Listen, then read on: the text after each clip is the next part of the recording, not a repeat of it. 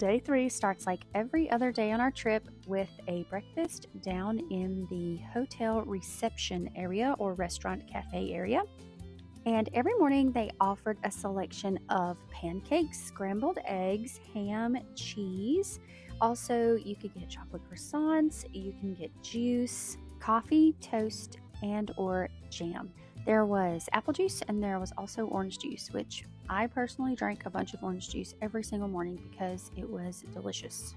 Everyone is so happy and smiley in the morning and enjoying their breakfast. We have such a fantastic group. I could not ask for better people to be on a trip with. They are all so flexible. They are having such a good time and they are just truly a joy to be around. So now we are on our way to a bog village museum and it is so neat. And that is our tour guide, Andréane, and she is Canadian French and she is thebomb.com. Amazing.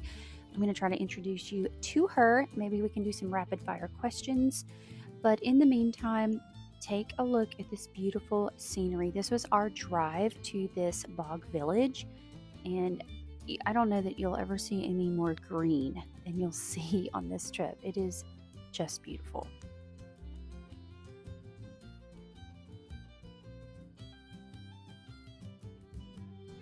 Now we are coming into the city and this little bridge over the water and these beautiful buildings. I just had to show you guys.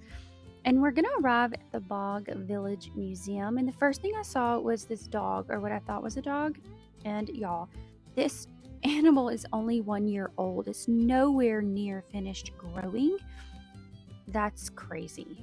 He's an Irish wolfhound, and I had my hands completely full, or I definitely would have gave him some pets. So sweet, but super big, okay? And there were other people there that were able to give him some loving. So the Bog Village Museum is basically a little village that is set up to replicate what it was like back in the day. And they have people in these shops and they kind of replicate what they did. So if they were farmers, they would have farming equipment. If they were seamstresses, they were sewing, and so on and so forth.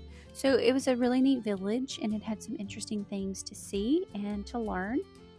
And then we had to taste us some Irish coffee and some Irish hot chocolate. And I must say, the Irish know what they're doing. This was absolutely delicious. And one nice added touch on top was the extra creamy, fresh cream. It was tasty.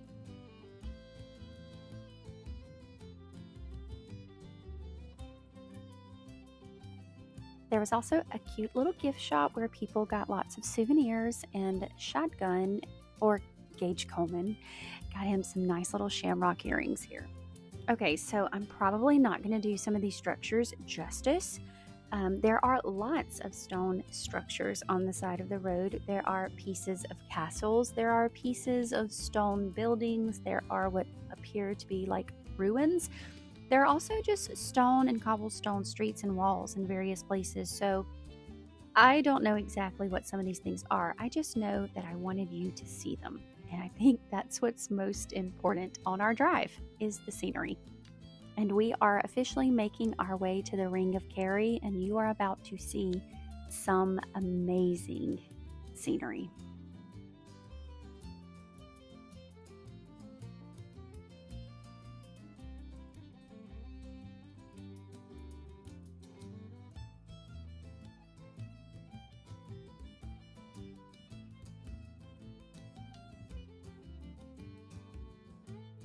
Coming into town, you can see this beautiful church.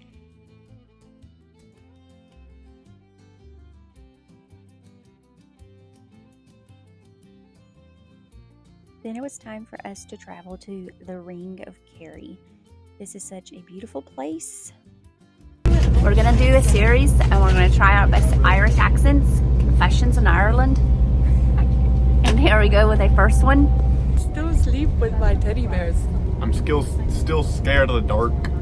After we toured the Ring of Kerry, then we were in Waterville, and there was this beautiful beach area. The water is super cold, but it's beautiful. There are islands out there, big rocks. There was lots of places to walk, And then Waterville had lots of cute little shops, little grocery stores, and some monuments and things to see. So this was a very nice stop on our trip.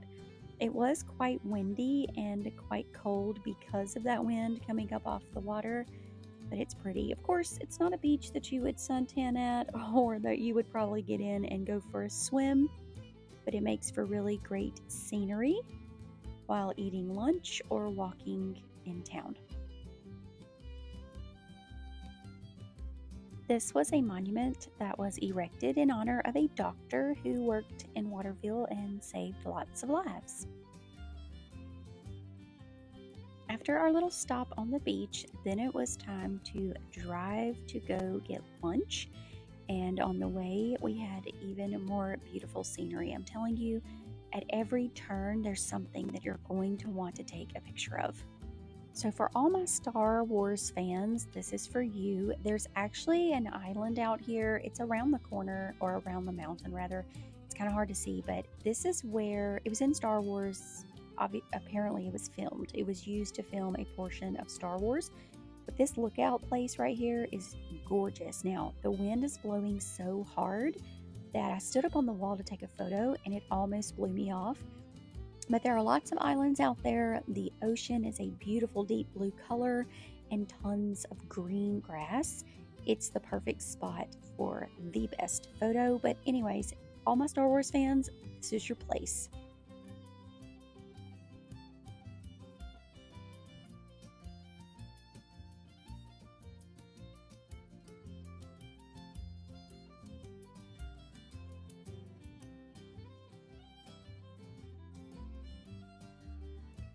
After that quick stop for some gorgeous pictures, then we are back in the bus, and I think we are finally going to make our way towards lunch. Then it was time for us to have some traditional Irish food, and I went with the shepherd's pie, which is layers of mashed potatoes and cheese on top of seasoned ground beef with like a sauce or gravy inside. I also had the coleslaw. Both of them were delicious. And then I had a scone, because they're known for their scones with raisins, and it was so good with the Irish butter slathered on it. Brady ordered the fish and chips. It was also tasty. I like it with the vinegar and the salt poured on it.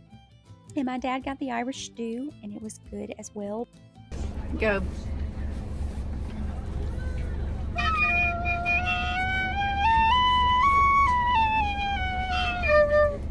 Yay! And now it was time for us to drive to our sheep herding demonstration with the dogs. We were looking forward to this all day long, and I'm excited to show you all about it.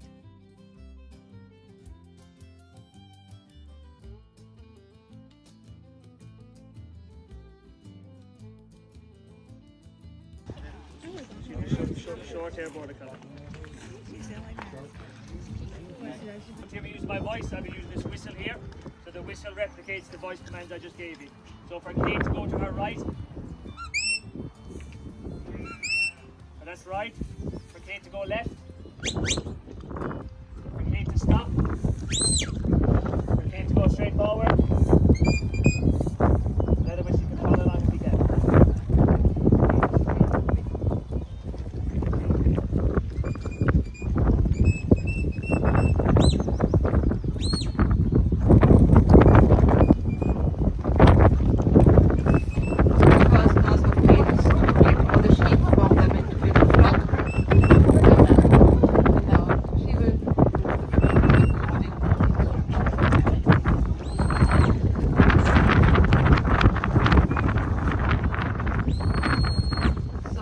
So just to explain a little bit of what is going on here, they're actually given this demonstration. They're only allowed to do 2 demonstrations a day, each dog. They do not do more than that, and they do not use the same sheep. They do not want to stress the dogs out or the sheep. So I thought that was very interesting, very thoughtful and caring. But they only bring sheep in 6 to 7 times in the entire year. And that is to take care of them, that is to shear them when it's needed, and to do other things like give them their shots.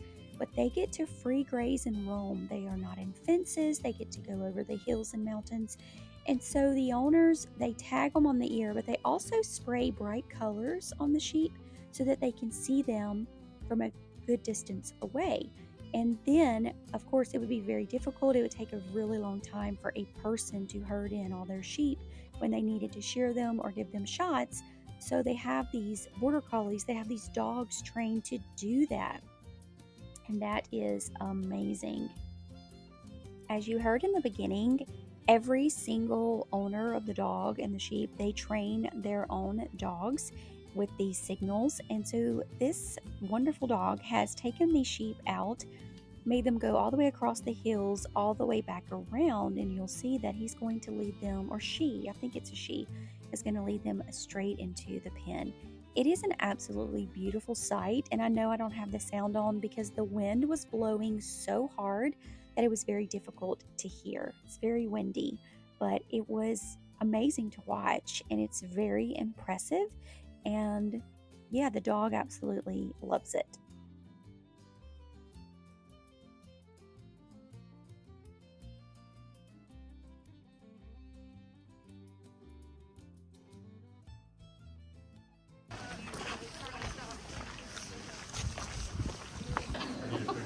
And it doesn't matter if it's one eye, one leg.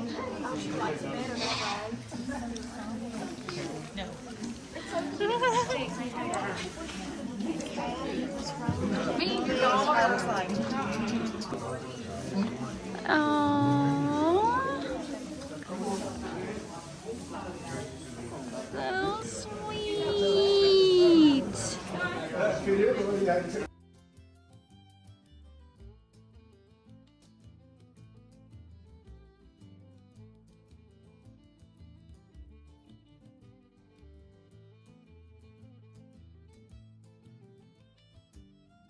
After our demonstration, then we took a little bit of a drive to what is called Ladies Lookout. I believe that's the name for it. It was just a really great place for pictures, and so we took our time, we had a little fun, and someone had the bright idea to do jumping pictures. So everyone was trying to do these jumping pictures while looking cute and capture the perfect pose. And I don't know if anybody else got great pictures, but me and Miss Fulmer struggled.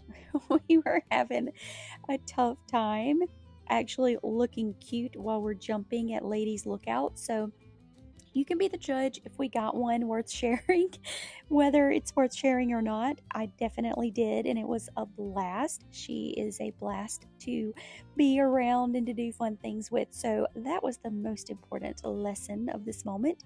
But a couple of the other kids also tried to snag some pretty cute photos. So Ladies Lookout was a success. All right, our next great activity of the day, besides grabbing this very delicious, cute cup of coffee or cappuccino, was to go on this horse and carriage ride through this international park. This was probably the highlight of the first couple of days because our driver was hilarious. And what I mean by that was he was quick-witted, he made jokes at every turn. It did not matter what you said, he had a comeback for it. All right, people, wave. They're not even listening. Can y'all wave? Oh. Well, now you cut your daddy's head off. There you go. Yeah, I know.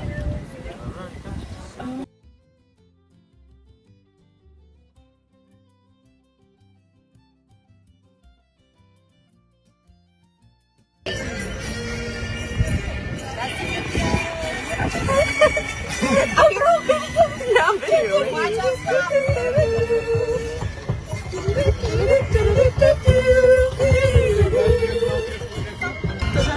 Do do do do do do.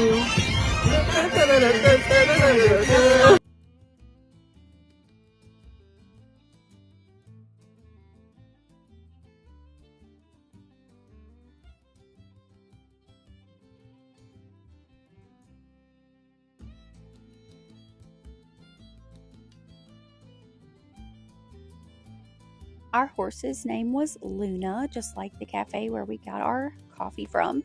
And sometimes our driver would call her Dolly. I'm not sure if it was a joke or if he truly forgot her name, because he said he had 2 horses and sometimes he got them mixed up. This was another beautiful church on our ride, and then our driver was kind enough, in between cracking all of his jokes, to discuss with us some beautiful trees in the park. And the flowers that you saw at the beginning of this ride are called forget-me-nots. Some people on our ride said that we had them at the house, but I've never noticed them, so you can let me know in the comments if you've seen forget-me-nots. Maybe they have another name that I'm not familiar with. Anyway, the scenery in the park is gorgeous. It's huge. I don't even remember the amount of acres, but I think it's in the thousands. I hope I'm saying that correctly. You can Google me on that later. Double check me. We did see some deer and some wildlife. And like I said, there's just beautiful views everywhere. There's hills and mountains, tons of green grass, lots of lakes and things like that. At the end of our carriage ride was yet another castle/fortress. And we were able to take some pictures in front of it. We weren't able to tour inside or anything. We didn't have enough time, but we did get some good photos. Then we made it back to the hotel to freshen up and to get ready for dinner. This night there was turkey, ham, veggies, some mashed potatoes, and some gravy. And it was okay. I really wasn't hungry, so I didn't eat very much of it. And then the next thing was dessert, and it was bread pudding, which was different because our bread pudding is very sweet, or at least the sauce we put on top is super sweet. But this bread pudding wasn't very sweet at all. It just had a cream. There were raisins in it, but I really couldn't tell they were raisins. I like bread pudding, so it was pretty good, but I would have preferred a little bit of a sweeter sauce. But after dinner, it was time for us to head to our Irish dancing musical show. And yeah, so we're headed down the street. We're going to take a bus. It's not going to take us long to get there, and I'm going to show you a few clips of that. I wasn't able to record most of the performances. They only allowed us to record the last performance, so I just have some pictures of the dancers before that, and then you'll get a taste of it at the end. And that's going to wrap up a pretty full day for us.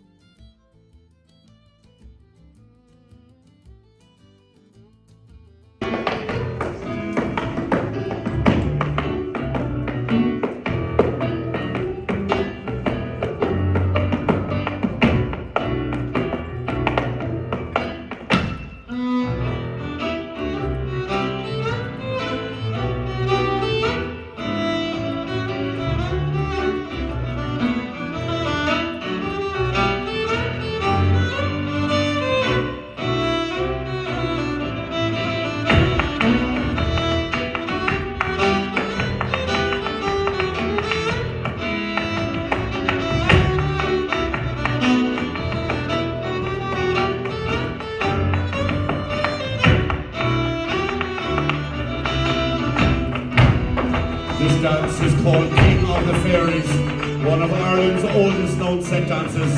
It shows us the origins of Irish step dancing, the simple treble, shuffle or bammer.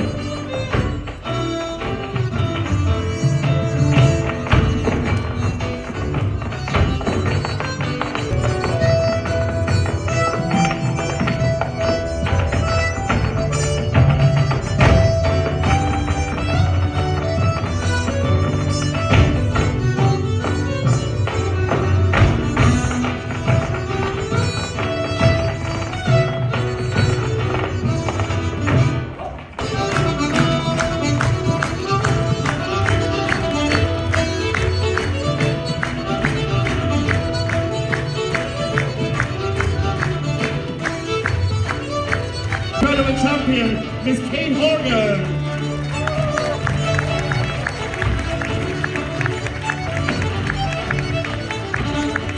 From Donegal, 3-time world champion, incredibly talented, Emily Colangelo.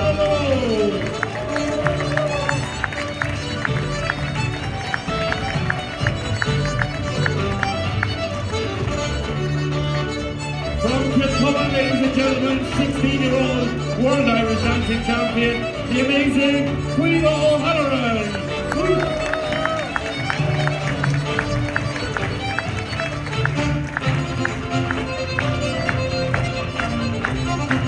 Mark Hartrup, ladies and gentlemen, is the Mark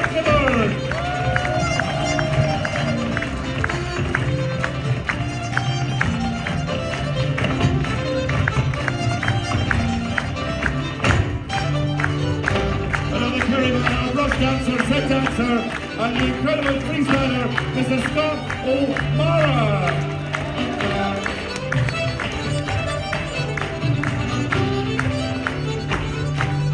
Youngest dancer, the 16-year-old, the man with the magical feet. Ladies and gentlemen, Mr. Killarney.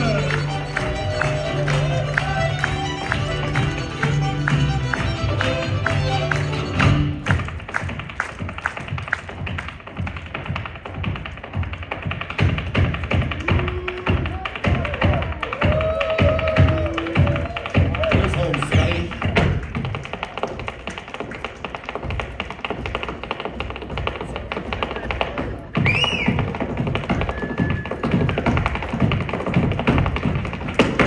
Please welcome back on stage our amazing vocalists for tonight, Evangeline O'Neill and Miss Fiona O'Neill.